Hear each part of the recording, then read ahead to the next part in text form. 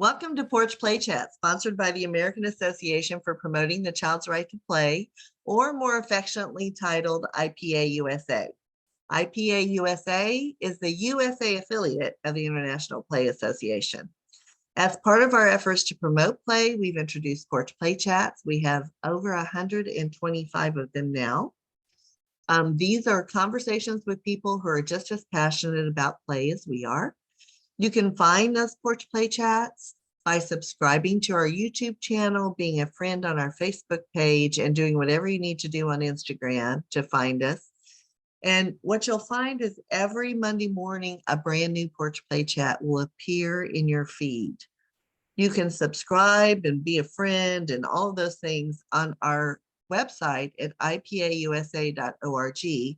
Up in the top right-hand corner gives you all the links to all of the social media that we have. So I'm Deb Lawrence, and I'm president of IPA USA. And with me on the porch today is Kristy DeGraff. Kristy, hi. Hi. It's so good to see you. Kristy owns The Learning Tree, which is and is a coach to support others in incorporating play into their programs. She was awarded the National TLCCF Teacher of the Year 2014 award, and she runs a family childcare program in Utah and has really founded and grounded everything that she does based on Bev Bos's learnings and Lisa Murphy's learnings. So if you haven't checked out either of those two people, Bev Bos unfortunately has passed away from us, but her lessons, I talk about her all the time. And Lisa Murphy is typically my co-facilitator on Porch Play Chats. So today we're going to talk about the lies we tell ourselves to avoid play. Yeah, so this sort of came out of when I share different things that I do. I sometimes get a lot of pushback from people for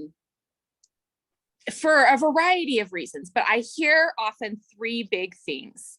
The first one is licensing would never let me do that. Oh, yeah. The second one is my parents would never allow that. Like they would never go for that. And the third one is I'm just trying to get them ready for school. Yeah. So I thought that I would dive into some of those because the truth is, I think sometimes they might be true, right? Like sometimes something is clearly against licensing. But I also see that sometimes, myself included, we use licensing or our parents or whatever as excuses when we just really don't want to facilitate something. And the other one that I hear a lot is like, and when I was a director, licensing will interpret something and I interpret it differently. And so sometimes I would say to them, can you show me where it says that in the licensing regulations? And then we would look them up. And I would say, this is how I interpret that. And they would go, this is how I interpret that. And I said, we should get some clarity before you write me up on that. Yeah. So let me give you the example that I've come across recently here. So I have last summer, I mean, this happens every summer, typically at least a few times, but last summer we had like a crazy amount of microbursts and just like a monsoon season that was just nuts. And it just dropped so much water. We live in the desert for reference. So we don't get a ton of rain, but we do get these monsoon seasons that come through. And I have this sandbox. It just sort of has like a concrete form around it. And it doesn't have a bottom or anything, but when we get those rainstorms, it will like fill up the sandbox, especially if the sand is low. So I have this really cool video from last summer when we had one of those storms, and I actually was not working with the kids at that time, but I had come out onto my back deck and one of my teachers had brought out the school age kids and they were just having a ball in this sandbox / pool, right? It's a really fun video, but I've posted it several times, and every single time I post it, somebody comments on how licensing would never let you do that. That's standing water. We'd have to have a lifeguard, blah, blah, blah, blah. I know. Yeah. All the things, okay? Among other things that they say about it. But so at first I was just kind of like, well, it's just a temporary pool. Like it doesn't stay, which is true. Right. But I have to be honest, at first I didn't actually like call my licensor and say, hey, can we go play out in the sandbox? Like that's filled up, right? Right. So the more times that I posted this video, the bigger that it's got.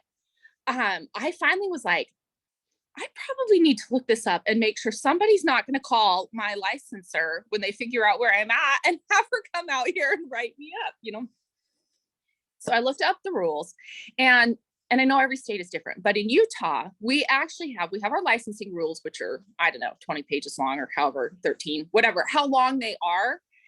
But then we have an interpretation manual that is like 500 pages long. It's so big. Oh my.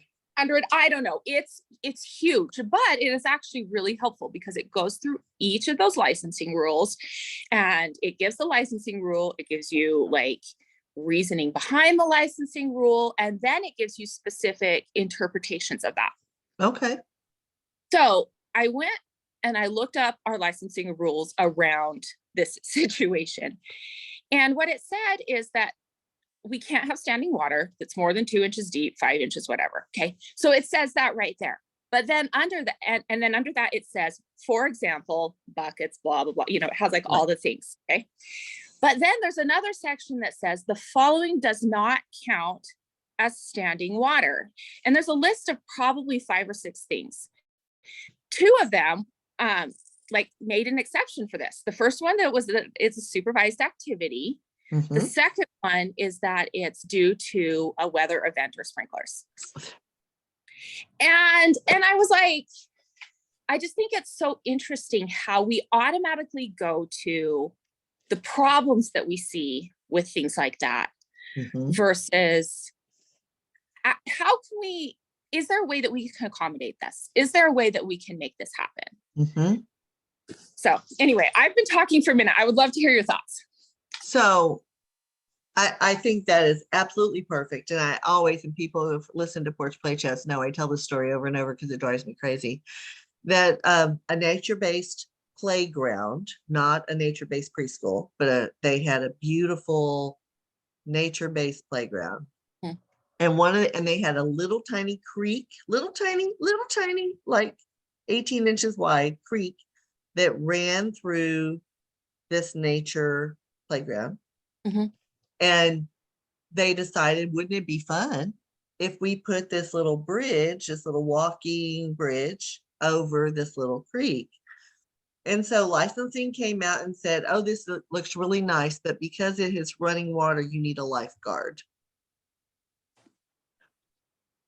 Okay. How did that turn out? They had to,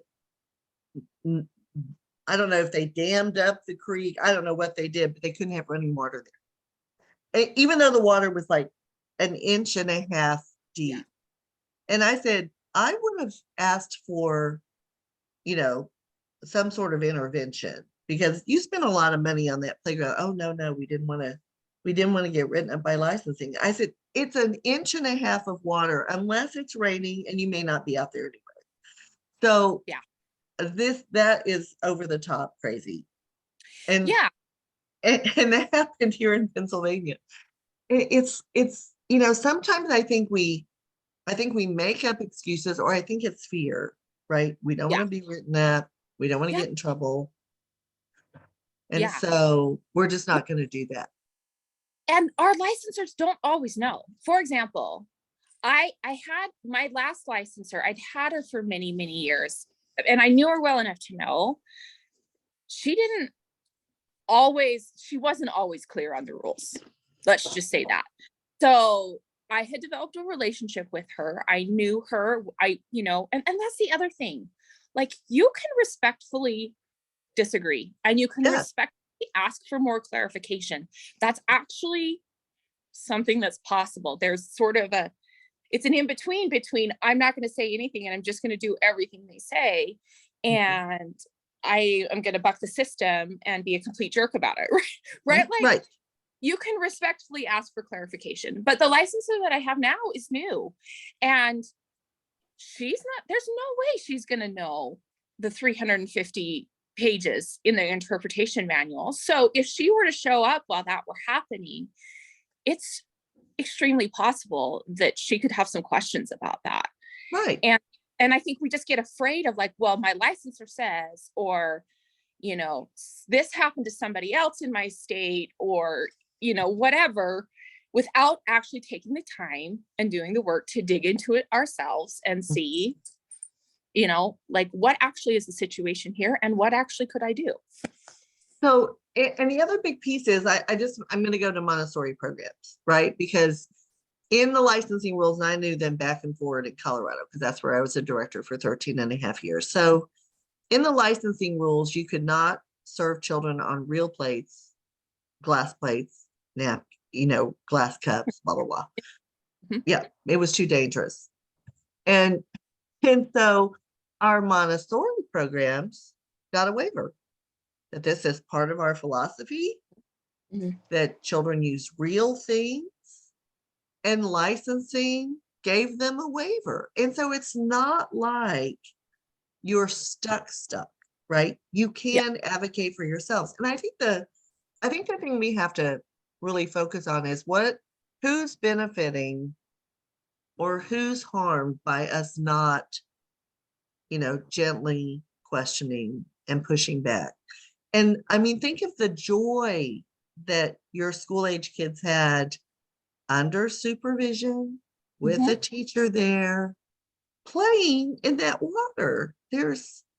So, sometimes I do think, and licensing, in many cases, the licensing reps don't have early childhood. They're regulators. And so they have a book of rules. They need to follow them. And so sometimes we can negotiate with them, or we can explain why it's important that children have access to this without, being offended or fearful. Yeah. So I think that's the biggest thing. So can we go to parents? Parents would never let us do that. Yeah. So that's, again, a lot of this comes back to the same video, right? But that's the second comment I get a lot is my parents would never stand for that. And honestly, there are some parents that wouldn't. And guess what? That's okay. They are not the right fit for my program. So let's start there. But I always try to be very upfront and very clear with parents when they enroll what they're getting into. Number one, I give them specific examples of what happens here, the type of play that happens here, but then I also explain why.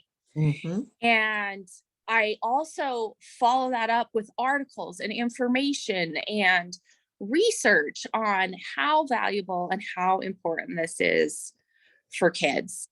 And I think, I've been a parent. I know it's hard. It's hard to pick your kids up from childcare dirty. But for me as a parent, I was like, I loved it when my kids came home, because my kids were in childcare till they were 4. And that's when I started my program.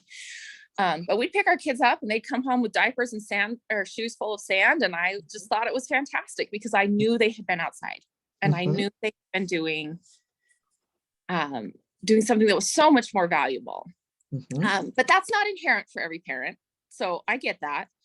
I just think, a lot of the time, again, we sort of blame it on like, oh, parents won't let me do that. My director won't let me do that. When really, maybe we just don't want to deal with the extra mess. Maybe it's us that doesn't want to deal with the extra mess. Yeah. Well, and I just remember I had a teacher who was extremely innovative and always took initiative. And sometimes it worked out wonderfully.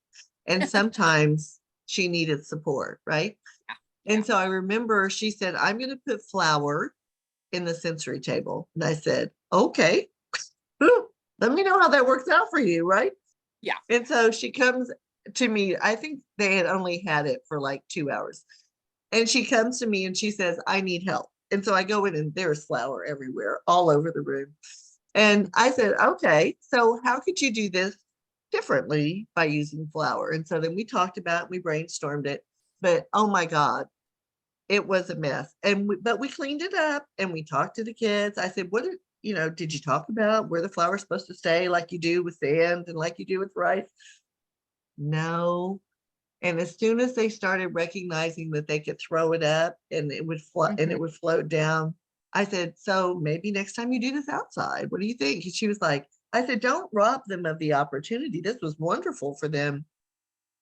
You just might need to adapt, what you say to them prior to it happening and remind them, do gentle reminders or do it outside. It was hysterical. We had children with flour.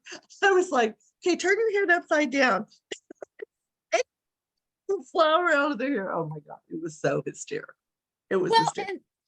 And then when you have those situations that don't turn out exactly as you thought, or maybe get a little bit bigger than you expected them to, it goes back to sort of the first example we were talking about. I mean, at least in our program, we have a messaging app now, and I think most of them do. We can just easily message the parents and say, hey, just so you know, this is what happened today. It got a little bigger than we expected. And so plan for that when you come to pick up. But I also, I try to fulfill my promises and I try to mean what I say when I tell parents, do not bring your kids in nice clothes. I promise you they will get messy every single day.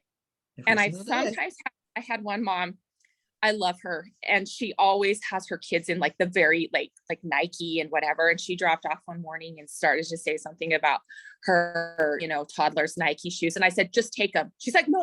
I said, no, really, if it is going to be a problem, you need to just take them, because I cannot promise that they are going to be nice at the end of the day. My yard, you've been here for years, And so as a program manager, I try to be very clear and upfront and communicate about what's happening so that they're not surprised.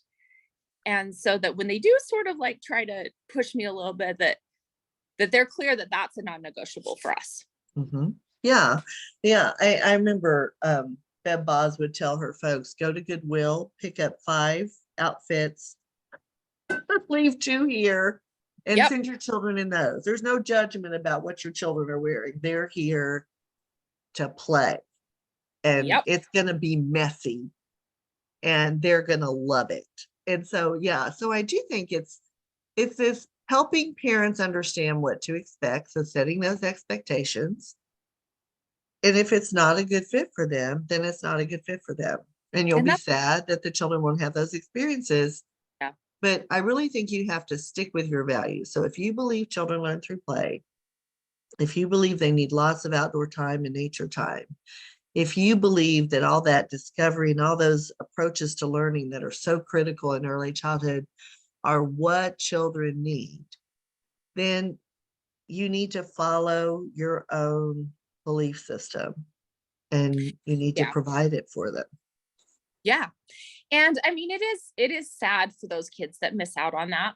And also we have to respect that parents, get to make those decisions for their kids, and they get to decide, what they can manage and what they can't. And as much as I would love to provide wide open nature play for everybody, I just don't have that capacity either. So I have found over time that my program runs the very best when I have parents who value, at least on some level, what we're doing and are open to learning about it, and are willing to just understand that some days we get a little crazy over here. Yeah, some days it happens. Well, and I mean, we could just get them to remember all the crazy things they did, right? That they would go find. I mean, my middle son, who's now, in his 40s, my middle son could not walk down the street after a rainstorm and not jump in puddles. Yeah. It was not possible for him. Yeah. He had to do it. It was hysterical. Well, like I said, we live in the desert. Rain is not an everyday occurrence for me. Right. I Yeah. grew up here. Some of my most vivid memories are those crazy rainstorms. I Mhm. like still to this day remember walking up the sidewalk from my house, getting in the gutter and sliding down the gutter in this Mhm. crazy rainstorm that we had. And I don't know, I'm not going to rob kids of that if I Yeah. can make it happen in a way that is safe. So Exactly. Yes. And then the last one I think you said was, we don't have time for that because we have to get them ready. yeah, well, this one came from a rant I did on worksheets. Oh, thank you. I know. Well, I'm on a provider page, a local provider page, and there is an individual that keeps trying to sell learning PDFs. Oh boy. Yeah, and give away learning PDFs, and I didn't feel like it was my place to say on anything on there, but I got on Instagram and I was like, you guys, like worksheets are a waste of time. Well, and then what happened actually is I was teaching a class. So I'm a trainer for Care About Childcare, which is Utah's resource and referral agency. And so I was teaching a class, and right there in the curriculum that is based on the NACCE developmentally appropriate practice statement, it had us show an example of a worksheet, ask the participants if that seemed fun and engaging, and then read a statement about how worksheets are not developmentally appropriate for our youngest learners. Mhm. So I went on a rant, and I had one teacher or one person that said, well, I used to be an elementary school teacher, so I am doing their future teachers a favor Oh by no. worksheets. Yeah. Not the children. Yeah. Not the children. So I teach a primary grade field experience, right? And we have a seminar once a week. And starting in week 10, every other week. Because so they've been in their field work, they've seen, unfortunately, all the worksheets. And we talk about why worksheets aren't effective. We talk about active learning. We talk about hands-on learning. We talk about centers in the primary grade classroom. But starting in week 10, every other week until the end of the semester, they have to bring 2 worksheets from their classroom where they're doing their field work.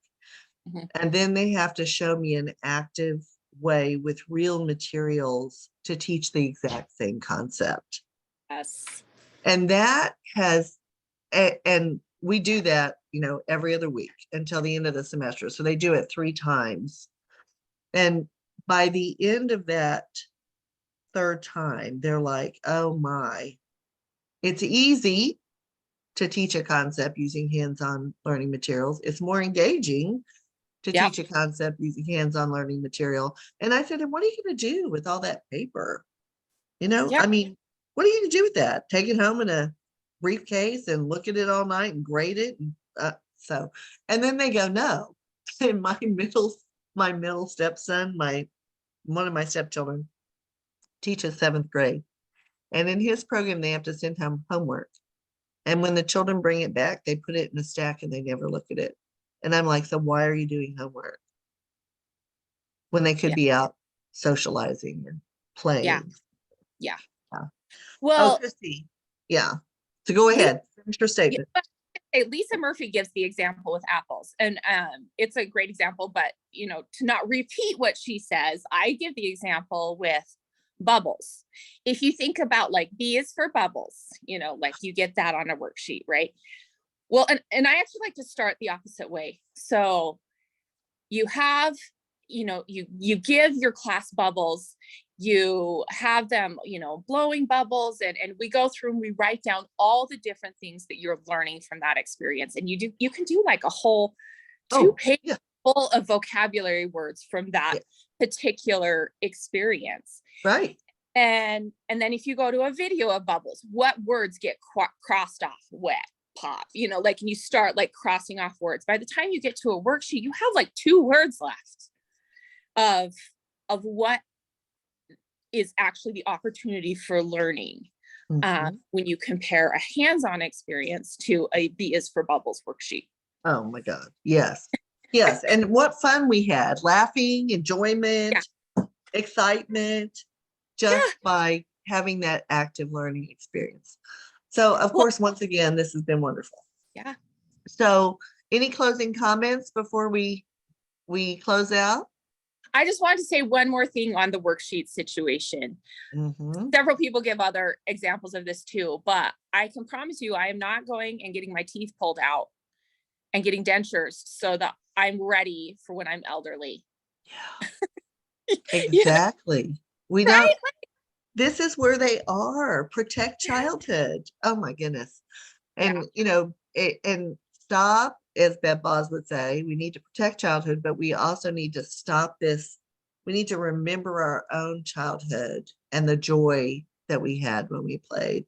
And I don't know about you, but I played for hours every day and I did fine in school.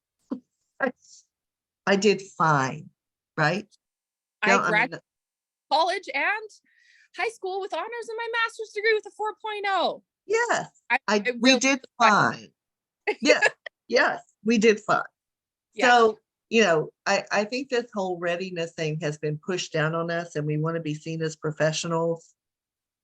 And so we think we have to sort of incorporate that readiness piece in our young children's programs, and you're doing more harm than good. So yeah, think of everything that we've talked about today. There are many other ways. Yes.